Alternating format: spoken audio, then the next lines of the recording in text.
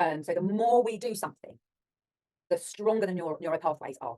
And which is why there's regions of the brain that are weak in individuals that can be really strong in others, like the pain centers, and really weak in others, because of how we use our brains.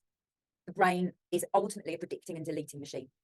The stuff that we use, it goes, well, it's not necessarily even using. It can be those thoughts. It can be the feelings that we have about something. The more, and again, we have then over a lifetime, don't we, of feeling a certain way, which is why we start saying, oh, I'm an anxious person. Oh, I've always been stressed. It becomes an identity. Well, actually, we need to be aware that we can change that. We don't, and we change it through pain processing therapy, but also these wonderful things that you'll learn on this course of behavioural therapy, the use of affirmations, the use of positive self-talk, that change the shape of our brain. The brain wants to protect us. It wants us to survive and be safe.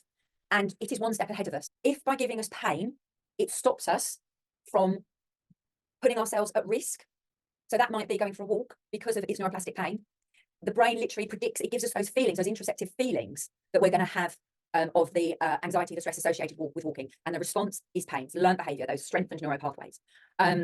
It literally predicts these future situations for us, so that you just have to think about going for a walk, or you see a pair of your walking boots, and the brain gives you pain. Brain, with regard to neuroplastic pain, is being overly cautious. It's being overly cautious. We can change that. The brain just literally goes, okay, this is a state that we live in. I know that this state keeps me alive, so I'm not going to change it, because actually I'm alive and functioning through life. So that's really interesting, because one of my triggers I know is that my back is going to hurt because if I sneeze or cough. So having a cold is a really bad scenario for me. And so then, like, I have a little cough during the meditation, and as we worked through, I was like, oh, I can cough and my back doesn't hurt. Like already, I was like, oh, hang on, it doesn't.